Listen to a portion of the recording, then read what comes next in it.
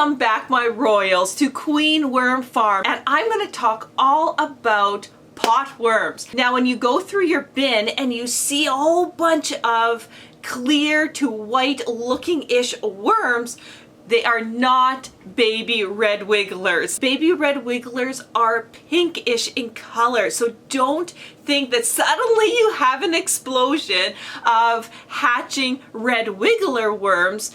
Instead, they are pot worms. So at this point, do not freak out. They are indicator worms, meaning that if they show up, something is off in your bin, but it's not going to harm your red wigglers unless your red wigglers are already dying. They will actually begin eating the dead red wigglers. So the live red wigglers will be fine, but you've got some issues happening in your bin. So I've actually easily grown some pot worms here in this eggshell. I've got it covered here with plastic wrap, and the reason for that, I created an anaerobic environment. Now, an anaerobic environment meaning a lack of oxygen, not good airflow through this eggshell. So clue number one, check the airflow in your bin. Is there enough? Definitely check that out. So let's just remove this plastic here. By changing that, I suddenly gave this airflow. Number two, too wet.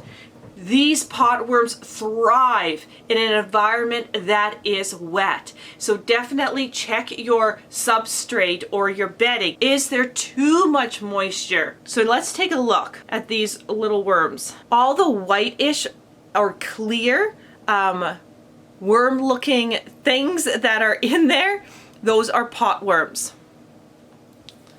And if I move this around a little bit more, let's see if I can get some more there. There we go. So take a look at that. I'm just going to hold it still there so you can see them.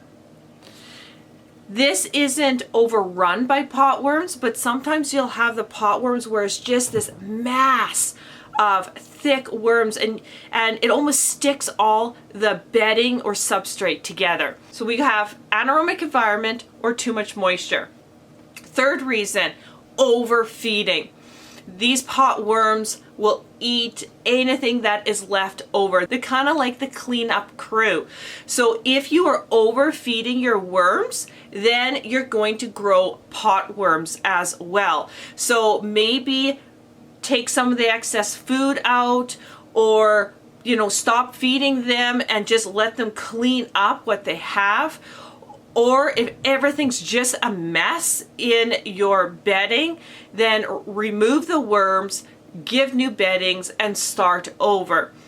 That is something to think about. Do not overfeed your worms. Let them really decompose that bedding and just feed them minimally. You'll have way less pests and bugs and anything else getting into your bedding. So number four, an acidic environment. So when things go acidic, you're going to have problems all over the place. Your red wigglers are going to start dying, which is going to promote the pot worms to multiply because now they're cleaning up dead red wigglers in the bedding. So you want to really make sure that you're not having an acidic environment. If you are, the easiest way to correct that is adding lime or calcium, like eggshells or oyster shells. I get lime in 50-pound bags at my local feeder store. It's called barnyard lime or feeder lime. I don't get agricultural lime. That I stay far away. I want as natural as possible, and if animals can eat it, then it'll be good for my worms as well. And if I suspect that my substrate or bedding is way too acidic, then I will add 2 or 3 tablespoons of lime in my big container, and that will correct it just like that. So that's a really easy correction. So all in all, those are the 4 biggest indicators why you have pot worms. Definitely look at your bin closely. Make sure there's lots of airflow, not too wet. no food, excess food everywhere, and it's not acidic. If you correct all of that, then potworms just won't be a bother. So I sure hope you found this information useful. Subscribe, like, and share this video, and I'll see you on the next one.